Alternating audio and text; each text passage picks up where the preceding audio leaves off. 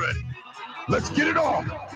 Wrestling Observer Live is back, live 7 days a week, Monday through Friday, 3 p.m. Eastern, noon Pacific, with Brian and Sip. Sundays, 6 p.m. Eastern, 3 Pacific, with Andrew Zarian and his cast of partners. And Saturdays, 1 p.m. Eastern, 10 a.m. Pacific, Jim Valley, the effing king of recovery, back because of the fans. Dressed up today in my Star Wars Christmas sweatshirt, my Yoda Santa hat, and my Christmas Wicket the Ewok. And today's show promises to be as random as the Star Wars holiday special. And a happy Life Day to you.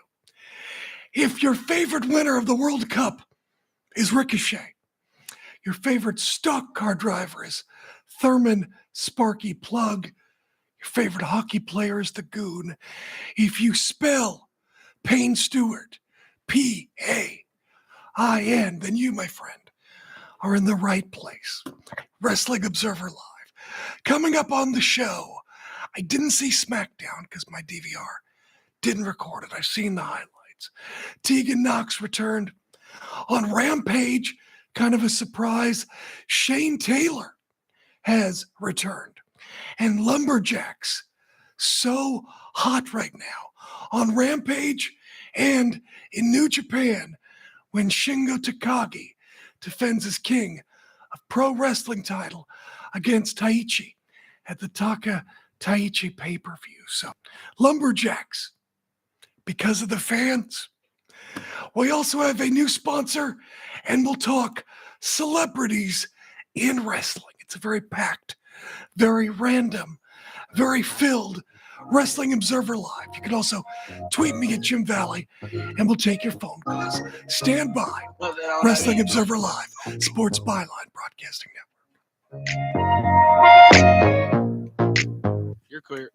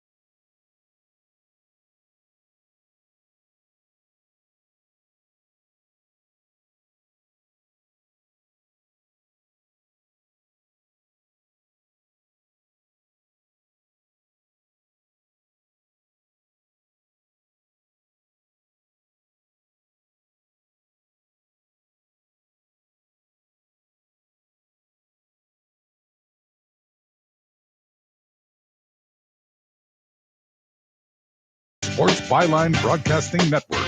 Someone in the YouTube chat talking about Danhausen and his long lumberjack outfit. Looked like he was wearing like a plaid lumberjack snuggie. Then best friends coming out dressed like lumberjacks with their axes. And then Danhausen pulls out a hatchet. That was pretty good comedy. That was very funny. It just shows how well Danhausen knows his character. Brilliant stuff. Today's show, new sponsor today. Today's show brought to you by, now that's what I call Music 14, which is a real thing, by the way. With all the top pop and hip hop hits and stars of 2003, including Chingy, Genuine, Fountains of Wayne, Nickelback, and, you guessed it, Bow Wow. Now that's what I call Music Volume 14, throwing it all the way back to nearly 20 years ago. Now that's what I call Music Volume 14, available on CD, iTunes, and Napster. You know, it's impossible to keep up with every trend, artist, show, social media star, movie. I mean, streaming. The scope of entertainment and media is so massive and more disposable than ever. I try to keep up on the most popular trends, sort of as social anthropology. And so I can carry on conversations with people who are younger than me. I know who Bow Wow is. I remember his one big hit. But I thought, when I saw him on AEW TV, maybe he had other hits or some other cultural awareness that I didn't know about. So I looked it up. Nope. He's part of the Millennium Tour. He has been out on tour. And the Millennium Tour, if you don't know, it's just like 80s or 90s tours. Only these artists, their heyday was the early 2000s. I'm not criticizing Bow Wow. People who were teenagers, you know, want to relive their childhood, no matter when it was. It's happened for as long as there's been a market for teenagers and nostalgia.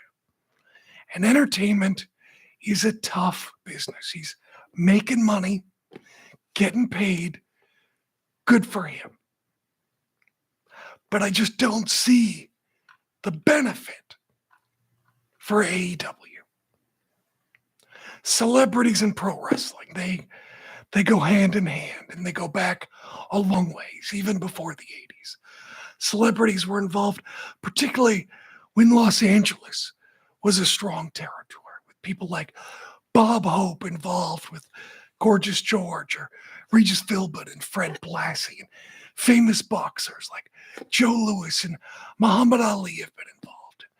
Mr. T, of course, was at the height of his fame around WrestleMania 1. William Perry, Chicago Bears were kind of America's team from 85 to 86, when they only lost one game that season. Donald Trump was a big deal during his WrestleMania main event. And Bow Wow, believe it or not, sort of reminds me, or is it equivalent of the first Clash of Champions? The same day as WrestleMania 4, when WWE had Vanna White, who was America's sweetheart on Wheel of Fortune. I don't know that she sold any tickets or pay-per-views, but having America's sweetheart on board definitely helped the image of WWE. Same thing with Robin Leach, who was the host of Lifestyles of the Rich and Famous, kind of a lifestyle brand, giving WWE a rub. Bob Uecker, famous on talk shows, a hilarious talk show guest and hilarious in light beer commercials. And people talk about how that match at Clash of Champions, the main event, made Sting in one night. It did. And how more people saw Ric Flair than Hulk Hogan that day. That's true too. But what they don't talk about are the NWA celebrities. I use that term very loosely. Who judged the Sting Ric Flair match. They were supposed to pick a winner if the match went to a draw. Well, the match went to a 45-minute draw. The judges picked a draw. Regardless, the celebrity judges were a Penthouse Playmate. Not even a Playboy Playmate, but a Penthouse magazine. A Penthouse Playmate. And the Penthouse magazines, if you don't know, those were the dirtier magazines that showed things that gynecologists might see. A gynecologist view, if you understand what I'm saying. And then the other celebrity judge, Ken Osmond. You know who Ken Osmond is? Not one of the Osmond brothers. He was Eddie Haskell on Leave It to Beaver. TBS produced the new Leave It to Beaver, which they were trying to push on TV. So this was corporate synergy. But regardless, Leave It to Beaver was a show from 1957 to 1963, 25 years earlier, before 1988. Sort of like Bow Wow's peak was 20 years ago in the early 2000s. Logan Paul has gotten traction with WWE. Earlier, Bad Bunny, who's somewhere near his career peak, did a tremendous job in the ring. And it looks good for WWE to be a part of it and have him be on WrestleMania. I don't know that he drew a large number of his fans, but still, Bad Bunny's involvement, I would say, is a net positive. There are rumors now that JoJo Siwa and Gabriel Iglesias, the fluffy comedian, are preparing for roles at WrestleMania. And they have very supportive fan bases who may very well follow their migration to WWE. Last year, the Jackass crew was at WrestleMania, did a great match. Sami Zayn pulled them all to a great match. Did it draw? Meh. But it promoted the Jackass movie and created some moments. With Bow Wow, maybe there's a bigger picture I don't see. Maybe using him will lead to a bigger name. Maybe using Bow Wow will build up trust or gain attention in certain circles. You know, I could see if this was Alfonso Ribeiro and it led into Will Smith, that would be something. But these days, Bow Wow is a legacy artist. And there's never been a better time to be a legacy artist. There are a million casinos. God, we have one that brings in Keith Sweat like all the time. I swear to God, Keith Sweat must live in the area because he's always at this certain casino. There's a million festivals to play at and tours. There are reality shows, all kinds of platforms. I just don't see how Bow Wow benefits AEW. Maybe he will. Maybe he's going to introduce a new challenger to Jade and help launch a star. Maybe it's this Wednesday on Dynamite when it's Jade and the baddies take on Madison Rayne, Sky Blue, and the former baddie, Kiera Hogan. Does Bow Wow help Kiera Hogan win? Does he introduce a star after the match? Maybe he doesn't show up at all. Either way, you got to do something with Jade. It feels like she's kind of stagnant right now. She's not really integrated in the rest of the AEW universe. It feels like she held the belt a long time. It might be interesting to see what lengths Jade will go to get her title back or try to win the women's championship. What does a desperate Jade look like? She's losing some momentum. Maybe Bow Wow will be that wow factor. We'll find out. Coming up, we'll talk Shane Taylor and ROH next. Wrestling Observer Live. You're clear.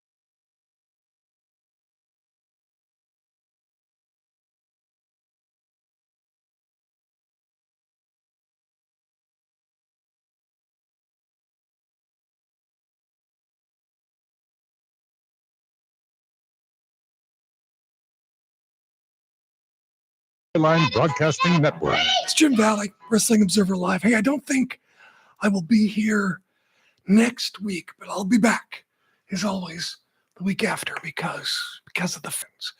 Well, the card for next Saturday's ROH Final Battle took shape during Rampage. Last night, ROH TV champion Samoa Joe will defend his title against Juice Robinson. Robinson appeared via taped promo, issuing the challenge, saying he wants to be the new king of TV. And it's going to be the second challenge for Joe in a week as he takes on Darby Allin on Wednesday's Rampage. We'll get back into Juice in just a second, but the other final battle match will see the returning Shane Taylor, kind of a surprise, and his partner JD Griffey.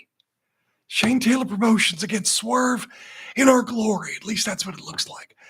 During a backstage promo with Keith Lee, Taylor walked in and questioned Lee for leaving him 6 years ago and also leaving Swerve.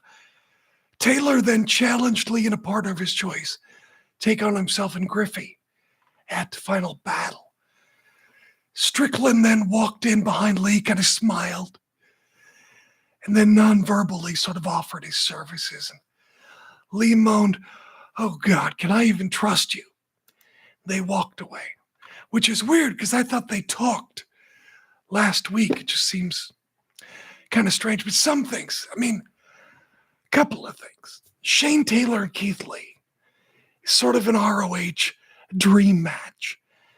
And on Twitter, I've seen two reactions. ROH fans are very excited. And then there's everybody else. Who's Shane Taylor? Remember when WWE bought WCW and then changed it to fit what management wanted or thought WCW was? And admittedly, they never watched it because they were doing their own product, obviously.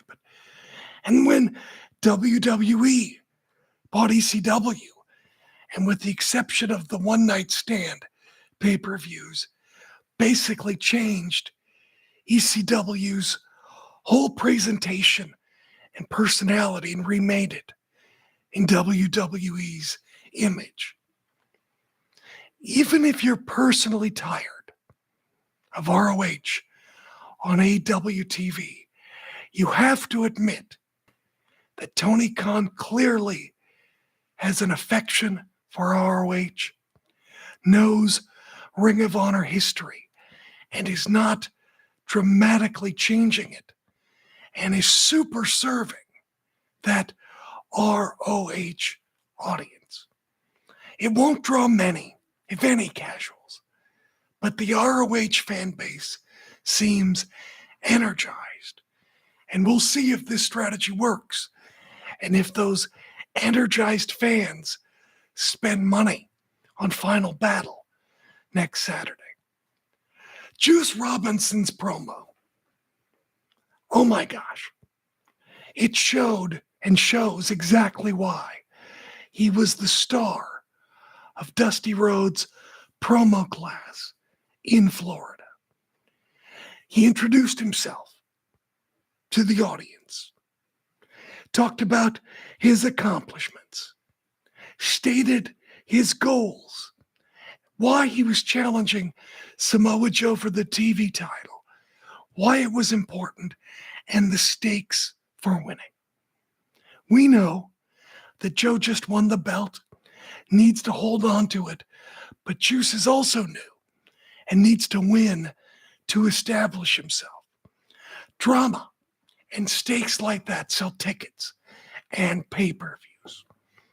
Some people have criticized Tony Khan, saying that he doesn't need to hire more people.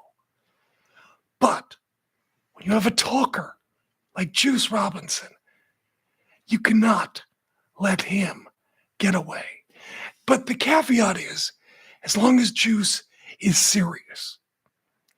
I remember Juice in New Japan said he needed to be serious. And then at Wrestle Kingdom, he wore like that ridiculous, was it policeman's outfit to the ring?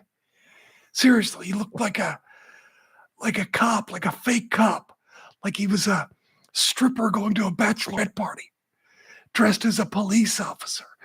That's not what he needs to do. He needs to be serious to be a main event player. And if he continues to do what he did in that promo on Rampage, can you imagine he and Mox having promo battles? Adam Page or Pac or even Orange Cassidy. There's a lot that a serious and motivated Juice Robinson can bring to the table in AEW, at least that, or Ring of Honor, whatever you want to do. But I think that it's a good signing, and you had to do it. Overall, I thought Rampage was a good show. Want to relax, watch some wrestling on a Friday night? Rampage is your cup of tea. If wrestling is a soap opera to you and you want can't miss moments, then Rampage is skippable. Although it did set up 2 matches for Final Battle, and it set up stuff for Dynamite. FTR came out during the Acclaims promo. FTR sauntered past the Gun Club, and Jeff Jarrett and Jay Lethal shaking hands with the Acclaim. Looks like we're going to see that match Wednesday night on Dynamite. Also, the trios match with Jade Cargill. MJF is also going to be on Dynamite, giving his thoughts on Ricky Starks, probably, and his title defense at Winter is coming. Also, the Dynamite Diamond Ring Battle Royal. Claudio and Wheeler Yuta versus Jake Hager and Daniel Garcia, and a Jamie Hayter interview. I think the past few Dynamites have been really solid wrestling shows. Although I will say, I think the main event stuff with MJF has been a little shaky. I think he's been affected by whatever's happening backstage. And maybe if that'll settle down, he can get his feet under him. MJF was set up, and then the Punk thing happened. Now there are questions about William Regal. It feels like they had one set of plans, but had to change them to accommodate whatever's taking place. I don't know. Brian's talked about some stuff. We do know that Regal and Triple H have been close since WCW in the 90s. Brian has speculated and said there may be something in Regal's deal about Triple H coming back to power. Was he written off last Wednesday? Maybe. But look, if it's true, that's very upfront about William Regal. But we've seen other talent on TV, and we see in general talent on TV. We think we know them. We sympathize with them. Remember a few years ago, the conventional wisdom was that too many people were walking around on eggshells backstage in WWE. Vince had all the power, and that was bad for wrestling. He fired people during the height of the pandemic, when really, if he would have kept them on, it wouldn't have cost him much, if anything. Tony Khan has been called a mark by people like Jim Cornette for allegedly paying too well, which is weird because Cornette claims to be a Democrat. Aren't they supposed to want higher wages? Anyway, Tony Khan did let some contracts expire, but he was to the word of those contracts. Didn't fire anybody during the pandemic. He hired people let go by WWE. And without AEW, who knows where those people would have landed, if they would have landed at all, or how much money they would have made. I'm not saying Tony Khan is perfect, but look at the money, the freedom, and the input that wrestlers have in AEW. And look at the loyalty some people don't have now that Vince McMahon is gone. Very little. So look, I'm not saying the answer is all the power consolidated anywhere. What I'm saying is, the next time you think the answer is to always be nice to wrestlers, give them more freedom, more leverage, more money, look at the loyalty that certain people are not showing. If you don't want to be there, if you're going to pout instead of offering up ideas and solutions, then maybe don't cash the paychecks. You're cashing the checks, so collaborate. Find a way to earn them. I don't know. To listen to these people, you'd think they weren't making 7 or high 6 figures. They're making a lot of money. I feel like there should be some more loyalty to some people. Give me your thoughts. Jim Valley, Wrestling Observer Live. You're clear.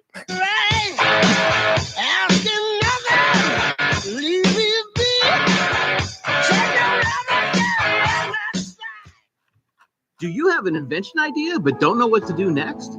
Call InventHelp now for free information on how to get started today. InventHelp provides invention services that help everyday inventors get started with their idea. We have representatives nationwide who will explain the InventHelp process step by step. Over 10,000 patents have been secured through InventHelp's patent referral services. Our services include professional materials needed to showcase your invention, and 3D animation and prototype modeling that help you demonstrate your idea. Get down to the details of your idea.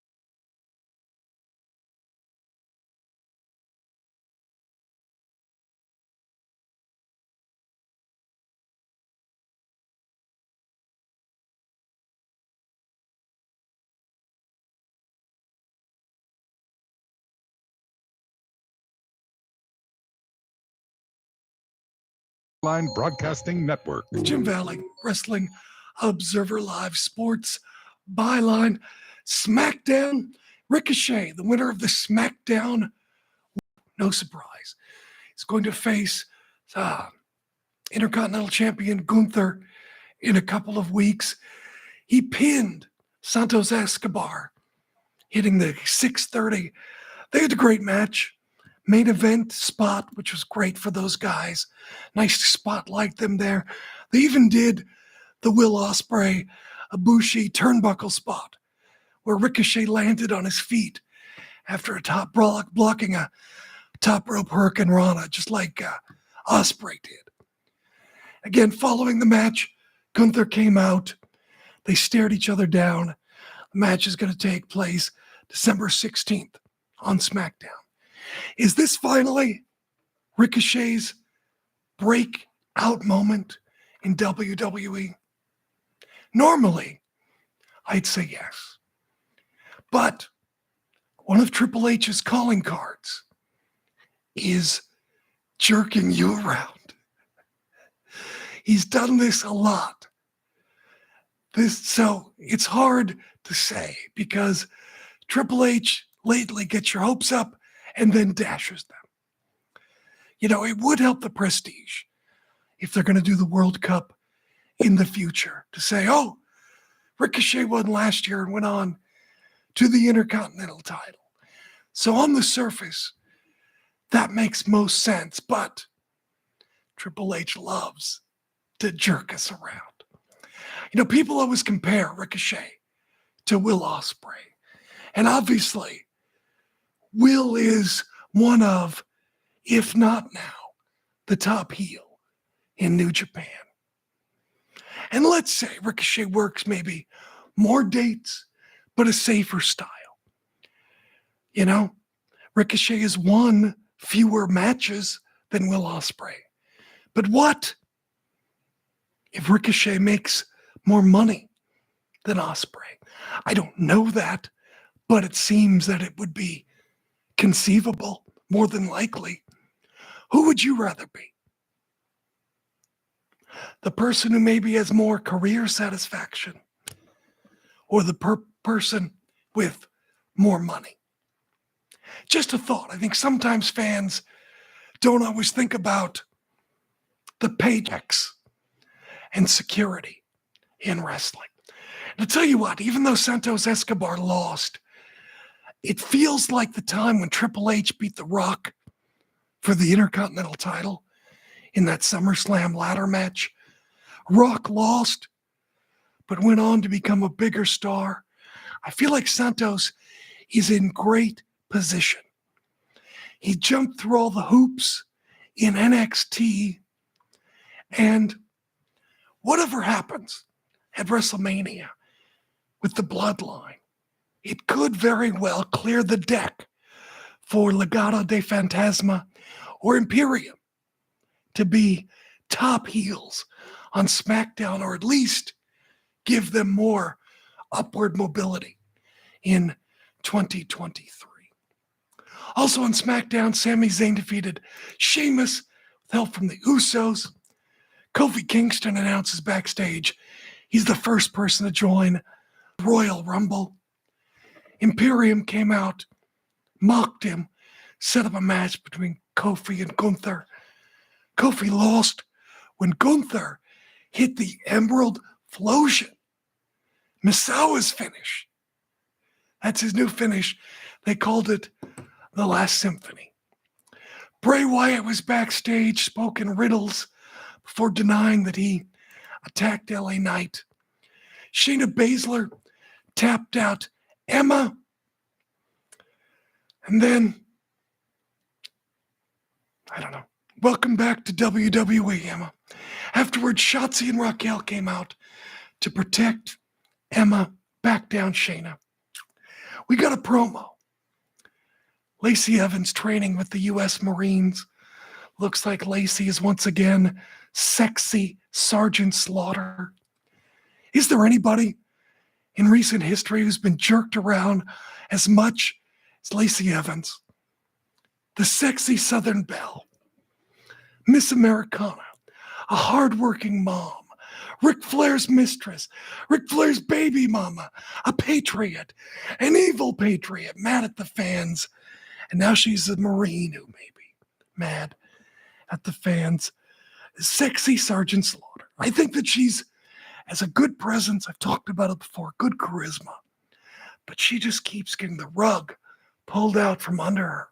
We'll see if this creative will finally commit to something for Lacey Evans. Damage Control was out next, talking about the War Games. Liv Morgan attacked. She was beaten down. Then Tegan Knox made the save. She got, there's a big brawl. Tegan Knox hit the Shiniest Wizard to send Damage Control packing. Karrion Kross and Scarlett were in a backstage promo. Said time was up for WWE legend Rey Mysterio. Then we got a short video from Uncle Howdy. Said things like it's all fiction, revel in what you are. It looked like Uncle Howdy was talking, but it sounded like Bray Wyatt. Was it supposed to be clips of Bray indicting himself? I don't know. It looked like it was someone talking behind the Uncle Howdy mask. And what did I say a few weeks ago? What did I say? They're going to drag this out until Royal Rumble at the earliest WrestleMania. I mean, it could be Bray and LA Knight, the setup at Royal Rumble, and then some kind of Uncle Howdy reveal at WrestleMania. On one hand, I guess they're telling a story. On the other hand, it feels like it's a lot of filler. I can appreciate mysteries and breadcrumbs to get you watching and keep you watching. But I feel like they need to be organic.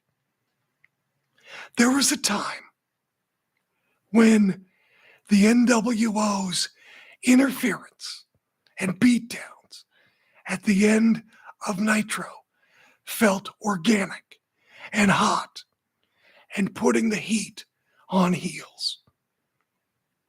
And then there was a point where it just got monotonous and felt like filler and felt like they were just killing time. And I hope we don't reach that tipping point with Bray Wyatt and other things in WWE and its SmackDown in particular. Saw the Teddy Hart documentary series, Dangerous Breed. More importantly, the missing persons case of Samantha Fiddler. I mean, that's the most important thing we shouldn't lose track of. But what a terrible human being Teddy Hart is. He gaslights, threatens, lies, and makes false promises of fame and fortune to maintain control in his personal and business relationships. Do I think Teddy Hart murdered Samantha Fiddler? Probably not, in my opinion. But the fact that he had her passport is very damning and speaks to, again, the controlling nature of Teddy Hart. Now, it wouldn't surprise me if people close to Samantha have an idea of what happened, but won't say it publicly or on camera for fear of their own safety, maybe even Samantha's safety, or jeopardizing any case or chance that they find her or her remains. And it's sad. Samantha Fiddler in 2016 was a 28-year-old mother of three. In 2016, knowing what WWE was looking for in female talent and the female talent that they had, the odds of her getting into WWE were minuscule. Add in being associated with Teddy Hart, and you can cut those minuscule odds in half, if not more. Pro wrestling is a carny business. It always will be. You know, but it is better now. But there will always be Teddy Harts on the outskirts making false promises of fame and fortune. Teddy Hart cashing in on a family name, on a family that, other than his parents, wants very little to do with him and keeps him at an arm's length at the closest. You know, The Rock's dad was like that. Rocky Johnson made promises when he was alive that his son would show up somewhere or support something. Rocky Johnson worked that gimmick. Vince McMahon, based on the settlements that we know of for millions of dollars. That's a fact. He allegedly traded sex or sexual favors for TV time or the promise of pushes up the card. Someone, an individual, got $7.5 million for apparently making the case that when she refused his advances, it affected her career in a negative way. Allegedly. And who knows where that woman is now? Maybe she's gone off and is living her life. Maybe she's in plain sight. I don't know. But look, you can be pressured and gaslighted and coerced with false promises, from the lowest con man to the chairman of the board. And probably the best advice you can have in pro wrestling came during the Attitude Era on television, when Stone Cold Steve Austin told Dwayne Johnson a quote you should live your life by. He said, DTA Rock, don't trust anybody. The wrestling business is a lot better. And there are better people. But there are bad people everywhere. Bad people who will gaslight you and make false promises, even if they have the power to deliver on those promises. There's no guarantee that they will. So be very, very careful. Yeah, I have some thoughts on Tales from the Territories. Talk about that coming up next. Jim Valley, Wrestling Observer Live.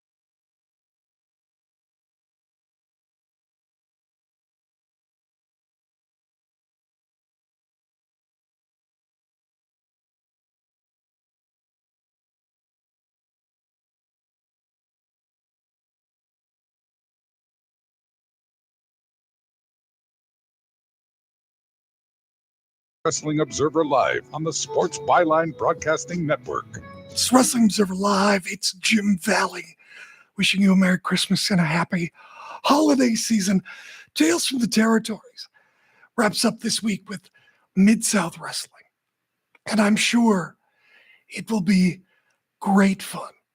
Mid-South, a very busy territory, lots of miles, lots of famous stories.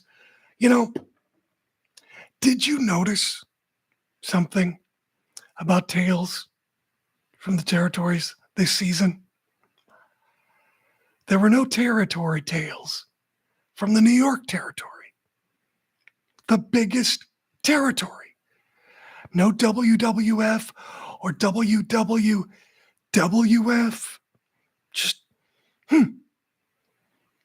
interesting. Just interesting. I wonder why that is. Hey, I have got a big week this week.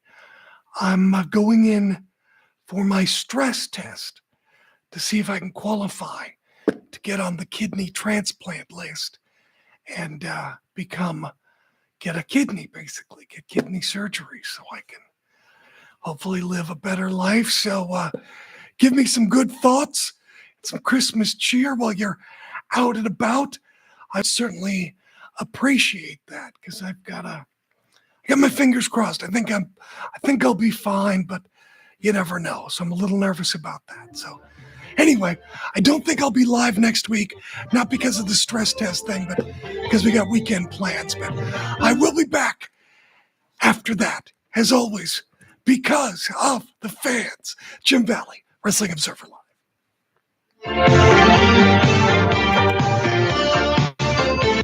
All right, man. Have a good week. Good luck with your test. Too. Thank you, man. I appreciate it. Good luck. Doug, thank you, Pedro. All right, I'll talk to you in 2 weeks. Sounds good, man. Talk to you later. All right, bye. Take care. All right. Sweet. There we go. Good and good. There we go. All right. There it is. Thank you. I appreciate it. Anyway. All right, guys. Well, wow, 19 people. That's good.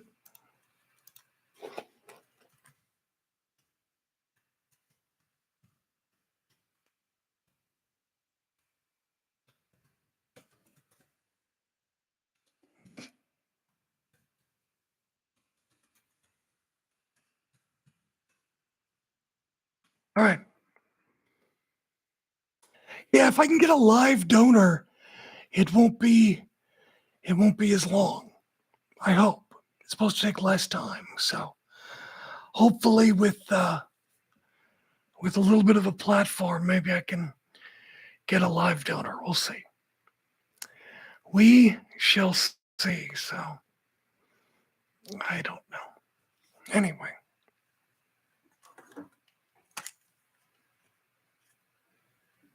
Oh, heavens. All right, kids. Well, look, anybody have any thoughts before I run off? Oh, anything going on? Trying to think, did I miss anything?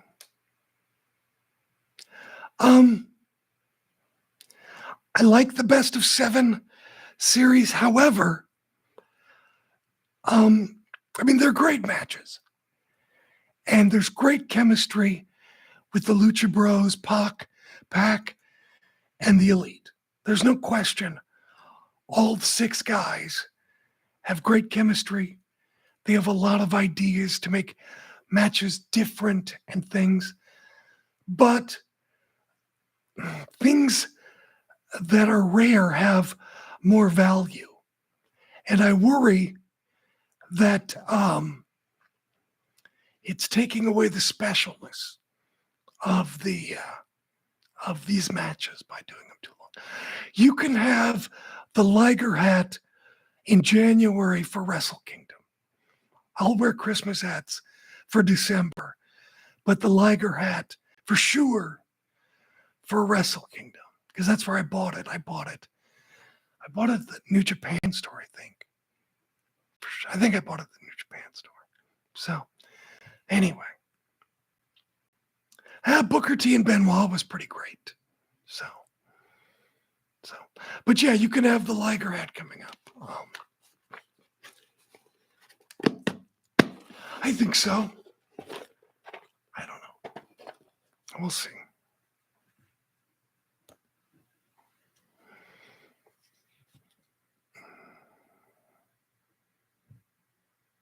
Yeah, I think that the viewers are dropping because, again, it's not special. It's not rare anymore because it's a best of 7 series. I mean, kick-ass matches. But Golden Love, yeah, we could see a Golden Lovers reunion. You know, maybe Kenny's a heel in New Japan and Ibushi comes out and Kenny, you've lost your way, kind of, I don't know, purifies Kenny in New Japan. Is that what happens? Anyway, that could be something. But yeah, we could see a Golden Lovers reunion. That would make sense.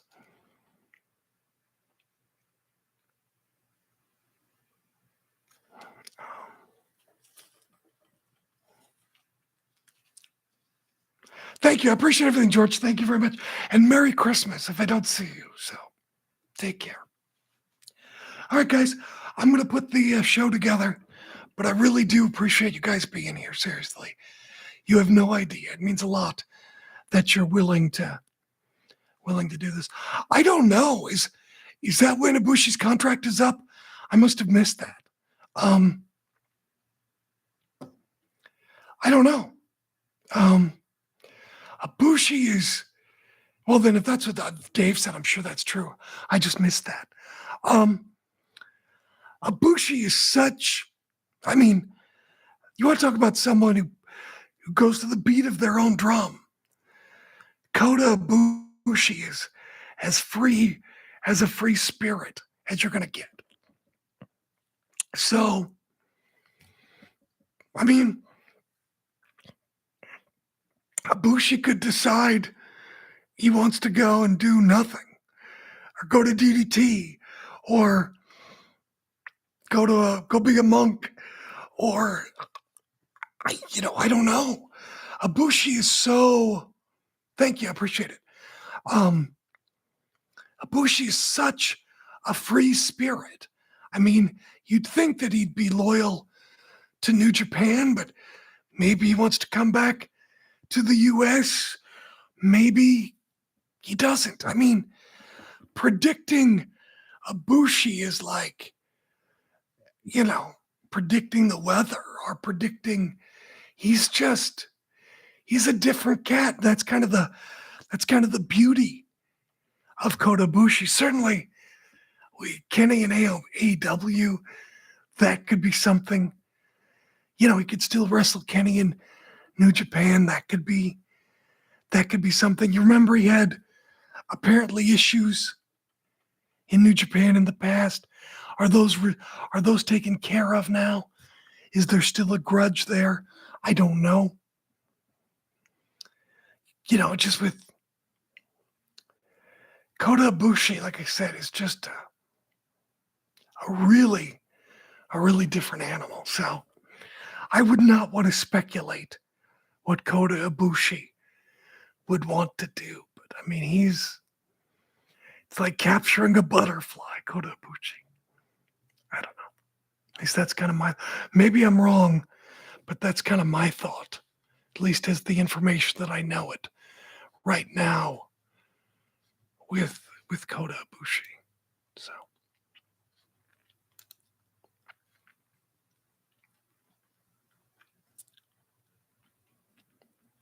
No. So, yeah. Well, I don't know. That's a good. If it's up, I haven't seen the latest Observer, so yeah, I don't know. Yeah, thank you. I saw the link. Yeah, I mean, he did have problems with New Japan.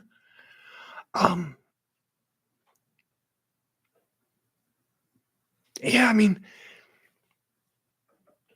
given that he had problems, the more I think about it, maybe EW is a possibility.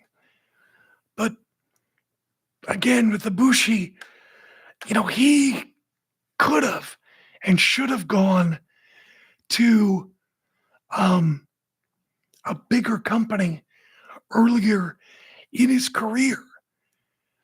But he was content with his art. And not that it matters, but for me personally,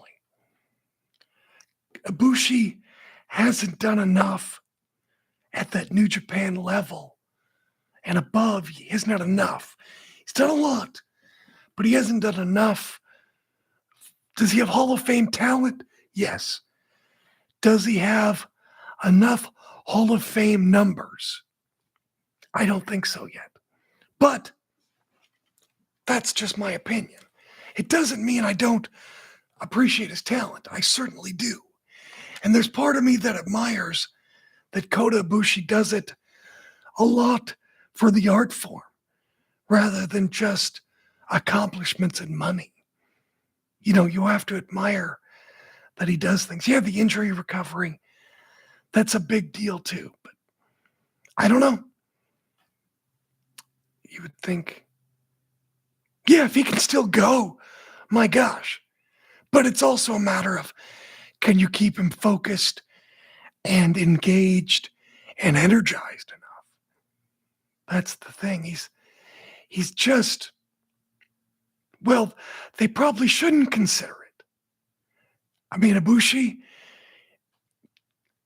with his size, he probably has a better chance. Naito, not a chance, I don't think. Even under Triple H. And do crowds, would WWE audiences get Naito? I don't know that they would. I don't know. But no, I mean, look, I don't know. I just don't see it. I mean, I know that he's bigger than Kushida, but I would look at Naito and look at him sort of more like a Kushida and look at that career and go, yeah, no, it's not going to happen. But I don't know. Yeah, Kenta. I mean, Shinsuke has done absolutely fine. But I mean, Shinsuke has given his body to wrestling. He needed a safer style. So that is what it is. So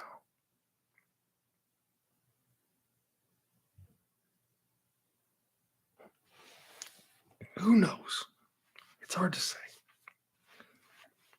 But I don't know. I mean, I feel like with the exception of the main event with MJF and William Regal, because there are big plot holes, but those seem like contract-based plot holes. MJF needs to get his feet under him. Is he a heel? Is he a babyface? What is he? What the hell happened with the firm? Shake some of those things out. But the last few Dynamites, I think, have been very entertaining wrestling programs. So, I don't know. It just, WWE, it's WrestleMania season. Do the best shows you can, but I wouldn't try to hit Grand Slam home runs during WrestleMania season. I think that's probably a waste because everyone's going to be so focused. I mean, all the big guns at this WrestleMania, but that's just me. I would hold off on any big bombshells until right after WrestleMania, but that's just me. Maybe, I don't know. It just feels like anything Tony Khan could do would get big-footed by the star power of of WrestleMania, but maybe I'm just taking too defensive of a strategy. So, I don't know. Yeah, like I said, the MJF stuff, there's a lot of big plot holes, and that happens in wrestling. I think as long as, those things sometimes happen, and I think that's one of those situations where the William Regal situation and the Punk situation sort of caused there to be plot holes that you wouldn't want or wouldn't normally have. And it just is what it is. I think as long as any company has to deal sometimes with plot holes that are caused by situations that are seemingly out of their control. But I think wrestling fans can be forgiving as long as you get on track. I think the problem is when there are too many plot holes where it's just lazy booking or thinking that wrestling fans will just forget, or a disrespect for wrestling fans and how closely they follow the product and how engaged they are. I think Vince McMahon was guilty of that a lot toward the end, and people were tired of it. So I think if there are disrespectful plot holes, if that makes sense, versus things that happen, let's just get through this and get out of it. Does that make sense? That's kind of where I think AEW is. And I don't want to make it sound like I'm carrying their water. Yeah, I think that like I said, these things are plot holes. And if you want to call them insulting the fans' intelligence, I'm not going to argue. But what I'm saying is, I don't think that these were the plans. I think they went, what are our best options? Let's go with it. Versus, this is our design, screw the fans. Anyway, I'm glad you liked the bonus time. Spread the word if that's what it takes to get people to listen. Be sure to like and subscribe. Watch the travel videos. I'd really appreciate it. I feel like with Triple H, there's goodwill. I think they're trying to give you episodic television. And for the most part, I'm fine with what they're doing. Bray Wyatt is valuable. Save him until WrestleMania. I get that. I just feel like if they're doing a lot of mysteries in WWE, and those are fun, but if you do too many, again, people grow tired of them. They have to be special too. Tony Khan was doing more long-term storylines and things, and I feel like we'll get back to that. This just feels like extenuating circumstances. And also, I think he has other goals too. I think there's goals to get to spin off Ring of Honor, to do whatever Ring of Honor is. That's kind of what I think. I think there are certain goals, but then there's also things that have popped up that he's dealing with. But, at the end of the day, what matters, certainly ratings matter. Because you want to deliver ratings to get a good TV deal. Certainly, I don't know that they're important necessarily on a week-to-week basis, but they are important. You also, his buy rates have been fairly consistent. People are paying money, so that's good. His Ring of Honor numbers have been really good, relatively speaking, for Ring of Honor numbers. Do I think there'll be a TV deal at there'll be something announced at some point. Maybe it's streaming. Maybe it's something. I mean, yeah, I agree. I agree with you, Johnny. I think they'll ride out this storm. Every promotion has ups and downs. The honeymoon period is over. He's been dealt some issues. Wrestlers are just going to be wrestlers. This stuff is going to happen. No matter how mean you are, how tight you hold the reins, or how loose you hold the reins. That's just, and I'm not talking about Roman Reigns. I'm talking about, control over a backstage area.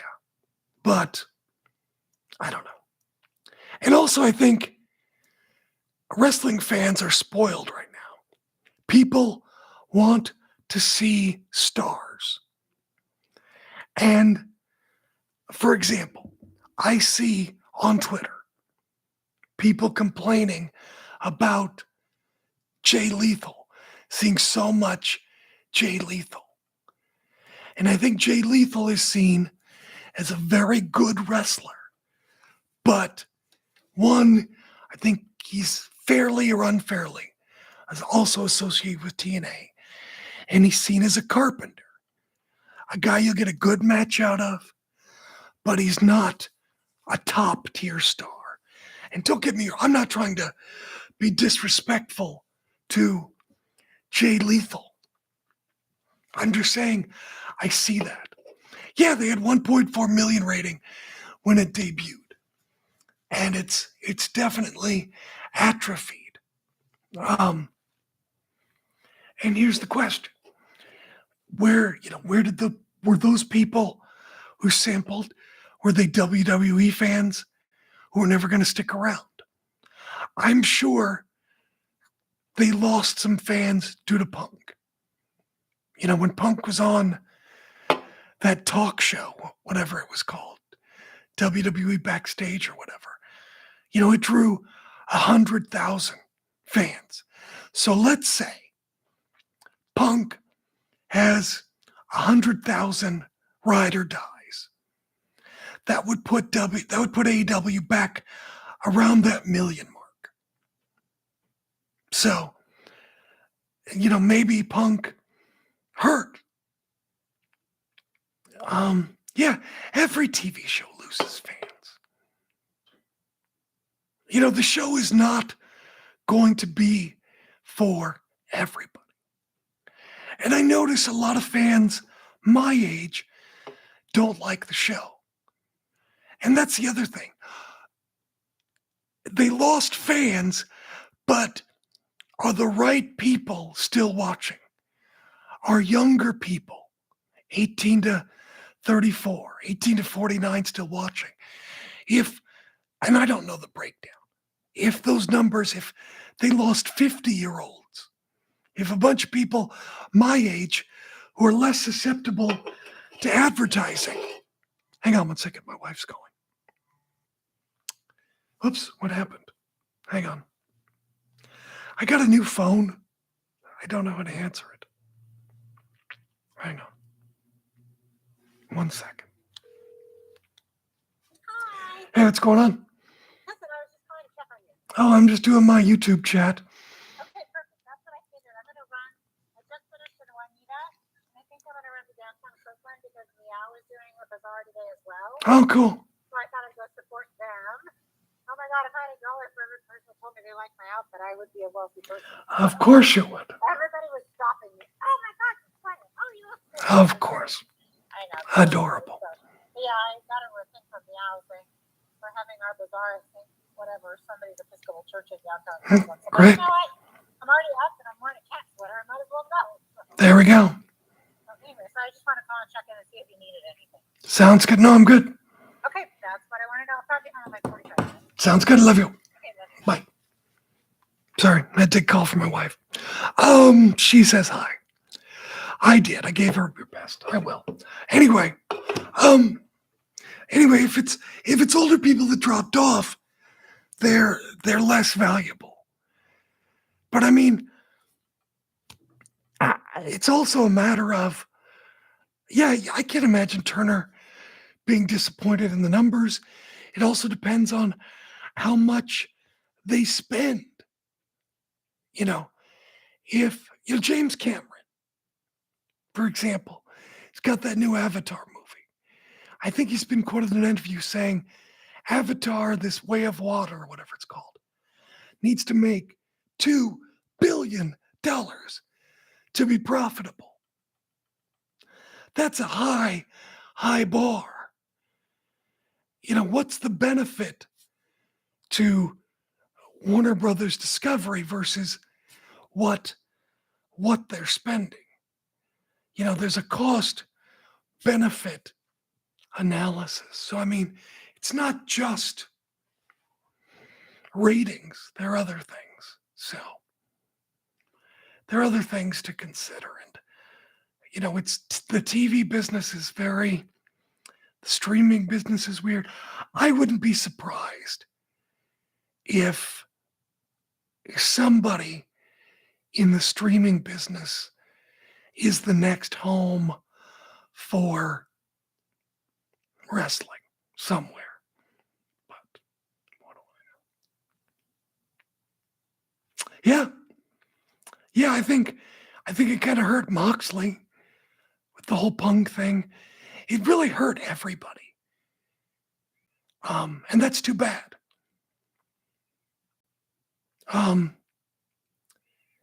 I think it hurt Punk. I think it hurt Tony Khan. It hurt AEW, hurt the Elite. It hurt everybody. And that's too bad. Honestly, the Punk thing hurt AEW more than Vince McMahon being allegedly a career sexual predator, let's call him, allegedly, which is crazy. But they kept it so quiet in WWE, and the product got better, so I guess we're that forgiving. So, Tony Khan hugging someone is bad. Vince McMahon getting oral sex from people on his roster is less, I don't know. It just, and I'm not saying don't watch WWE, I'm just saying it just,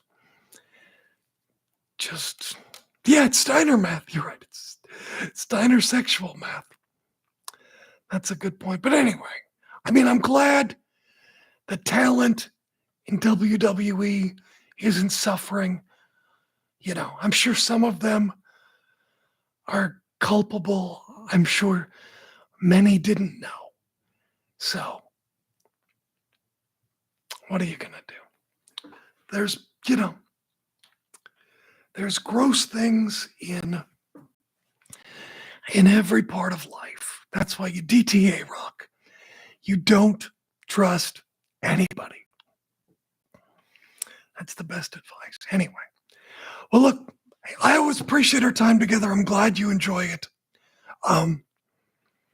Maybe we'll make this a regular thing if you enjoy it. I enjoy it, so we'll do extra time. Let people know that you get bonus time, and maybe I can get my YouTube numbers up because I'd really like to do that. But I'm going to go load up the podcast for the website. But thank you, everyone. I appreciate more people listening, and hopefully more people will get the word out. But I appreciate the support.